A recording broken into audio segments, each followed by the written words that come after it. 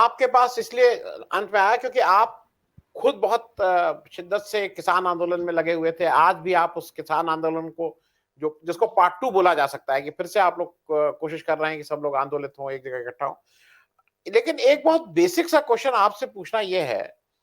और मैंने इसको कई जगह पूछा। कई लोग मेरे पास भी आपके बहुत से दोस्त मित्र आते हैं, कहते हैं कि भाई इस तरह का हम लोगों का एक एक्ट सिविल सोसाइटी है, आप भी आइए इसमें।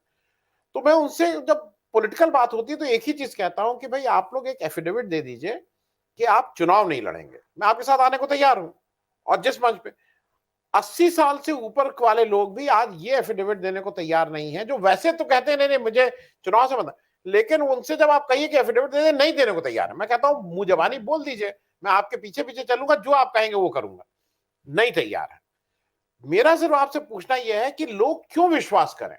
क्योंकि हम आपके ऊपर, भाई मोदी जी के ऊपर विश्वास हम लोगों ने किया ना 2014 में कि ये आएंगे,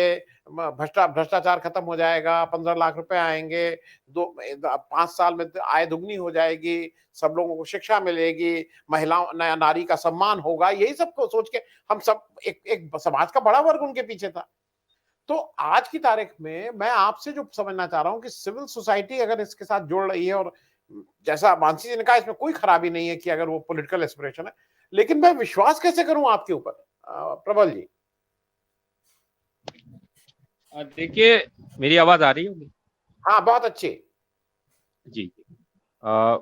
जो आपका प्रश्न है वह इस समय सबसे बड़ी चिंता का भी विषय है पूरे देश के अंदर, कि सबसे ज्यादा जो नैरेटिव गढ़ा गया है पिछले 8 सालों में, कि 8 सालों में क्या कहूँ, उसके पहले से, कि इस देश के अंदर एक नैरेटिव ये सेट किया गया है कि आंदोलन के लिए अलग लोग चाहिए और चुनावी राजनीति के लिए अलग लोग चाहिए। ये सबसे बड़ी विडंबना इस देश की और दुर्भाग्य है इस देश का सबसे बड़ा। क्योंकि अगर कोई मजदूरों का आंदोलन कर रहा है या किसानों का आंदोलन कर रहा है, और अगर वह लोकसभा या राज्यसभा में नहीं जाता या विधानसभाओं में नहीं जाता है, तो जो लॉ मेकिंग जो बॉडी है वो तो विधानसभा और लोकसभा और संसद ही है। अगर संसद के अंदर और विधानसभाओं के अंदर उसका रिप्रेजेंटेशन नहीं है, तो फिर वो कुछ आंदोलन करना एक अलग विषय है, आंदोलन करते रहना चाहिए। और लेकिन जब आप विधानसभाओं और लोकसभाओं के अंदर रिप्रेजेंटेशन नहीं है, तो वो सारे लॉ बनेंगे जिस तरीके से लॉ हम आज देख रहे हैं। 3 काले कानून बन गए किसानों के, वहां पर एक सांसद मुझे नहीं दिखा जो जाकर हाथ से कागज लेकर कानून वो कृषि मंत्री से फाड़ सके। राजनीति प्रसाद थे, मुझे याद है लोकपाल कानून आ रहा था, दिसंबर 2011 की बात है, वो जाते हैं और वो राज्यसभा के अंदर संसदीय कार्य मंत्री के हाथ से या कानून मंत्री के हाथ से वो पेपर छीन कर फाड़ देते हैं,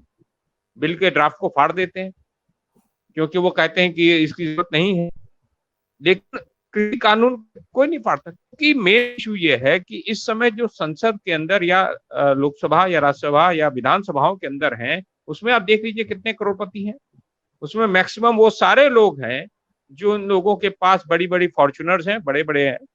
एक पार्टी अगर आज जिला अध्यक्ष तय करती है, तो वो यह तय करके देख के तय करती है कि उसके पास कितनी गाड़ी, कितनी संपदा है। जब पार्टियां इस हिसाब से जिला अध्यक्ष तय करेंगी और पैसे के हिसाब से, पैसा कितना है, आय स्रोत कितना है, उसके हिसाब से विधायक और सांसद का टिकट देंगी, तो आप क्या आशा करते हैं कि कौन से जन सरोकारों के मुद्दों पर वह वोट करेंगे? वह तो वहां पर अपने इनकम को बढ़ाने के लिए, अपनी ठेकेदारी प्रथा को आगे बढ़ाने के लिए वहां जा रहे हैं। उनका कोई भी काम जन सरोकार पक्षी नहीं है। लेकिन अगर सिविल सोसाइटी के लोग अगर आते हैं, तो अगर विधानसभाओं लोकसभाओं में आते हैं तो, और अगर वो अंदर से डेमोक्रेट हैं, तो मैं सवाल उठा रहा हूँ, डबल मतलब कोट कर रहा हूँ, कि सवाल है कि सिविल सोसाइटी के लोगों के अंदर भी अगर उनका जनाधार किसका है, तो उसका आकलन उनको खुद करना होगा।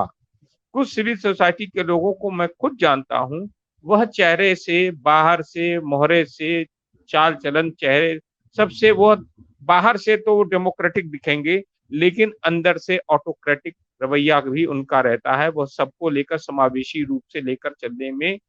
वो मैंने देखा है कि वो लोग कमजोर साबित होते हैं। तो ऐसे सिविल सोसाइटियों के अगर नेता हैं, तो इनसे भी समाज को बहुत ज्यादा आशा नहीं, जो जिसका आप बता रहे हैं क्योंकि आप जब पूछते हैं कि वो कहते हैं कि हाँ हमें चुनाव नहीं लड़ना, लेकिन जब एफिडेविट मांगते हैं तो वो मना कर देते हैं। तो इससे पता चलता है उनका दोहरा चरित्र क्या है,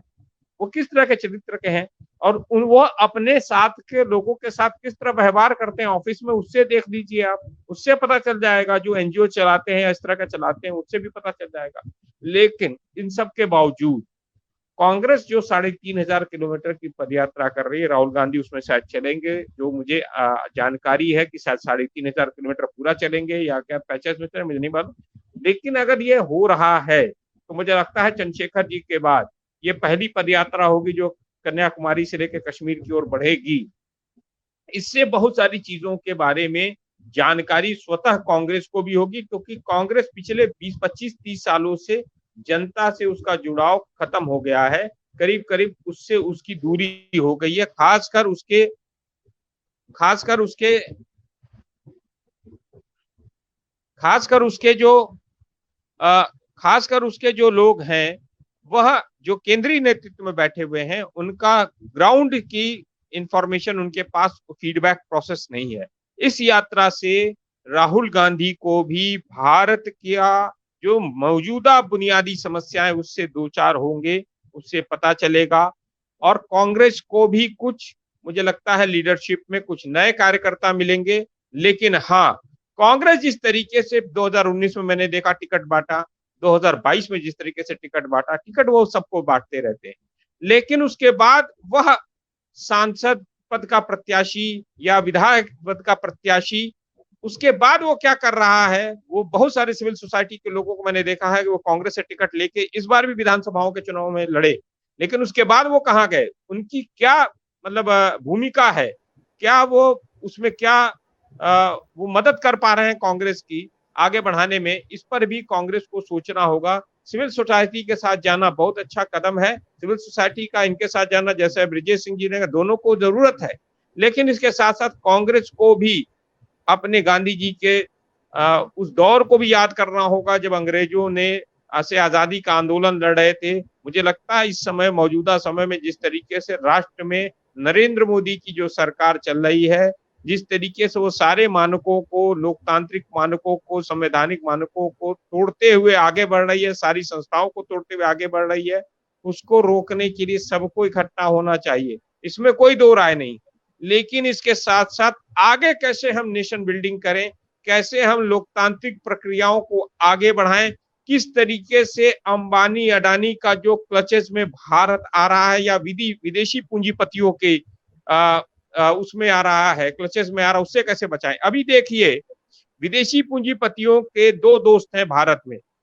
एक नरेंद्र मोदी खुद हैं, दूसरे अरविंद केजरीवाल है। किस तरीके से पूरे मीडिया में इस फोर्ड फाउंडेशन ने जिस तरीके से विदेशी पूंजीपतियों के प्रभाव में किस तरीके से नैरेटिव सेट करने की कोशिश की जा रही है, मोदी वर्सेस केजरीवाल,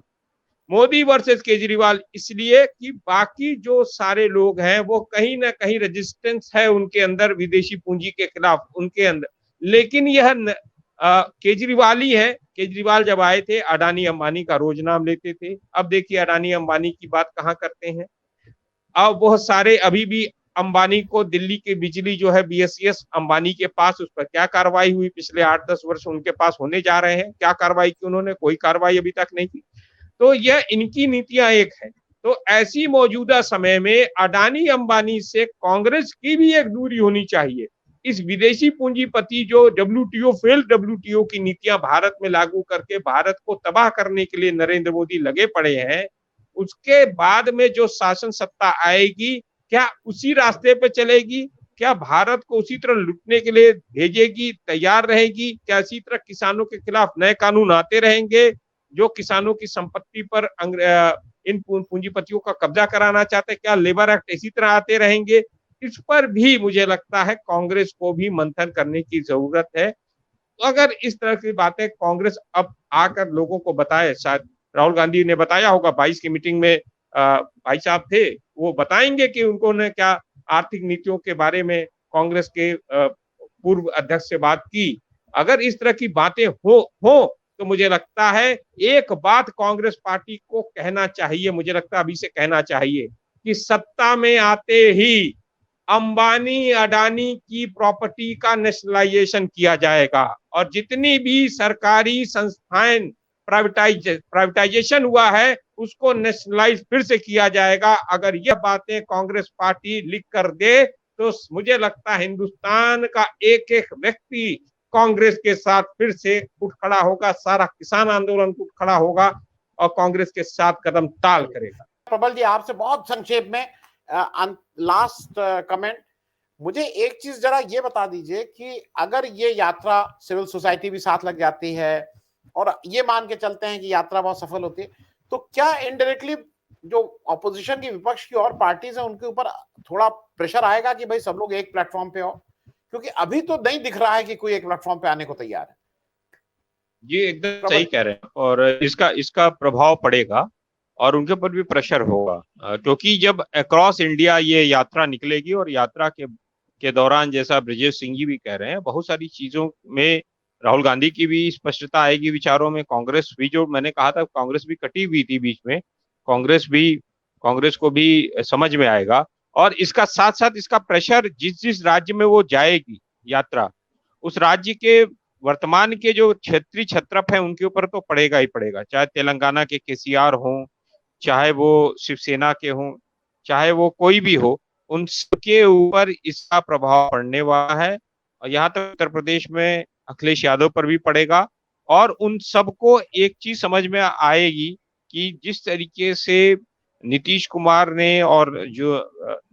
तेजस्वी ने एक कोशिश की है और लेफ्ट ने और कांग्रेस ने, अगर उस तरह की कोशिशें पूरे भारतवर्ष में होगी तब जाकर भारतीय जनता पार्टी की और नरेंद्र मोदी की सरकार से इस देश को मुक्ति मिल पाएगी। सिविल सोसाइटी का एक स्कोप होता है, एक काम करने का है, जिसके बारे में अभी डॉक्टर सुनीलम ने बड़े ही विस्तृत रूप से बताया है। लेकिन मैं इसके साथ साथ कहना चाहता हूं और उसका एग्जाम्पल मैं आपसे ही लेता हूं कि आपके भाई साहब स्वर्गीय हर्षवर्धन सिंह जी एक बड़े किसान नेता भी हुआ करते थे, समाजवादी नेता भी होते थे, विधायक भी होते थे, सांसद भी होते थे, सरजू पांडे भी होते थे और बहुत सारे, गेंदा सिंह भी होते थे।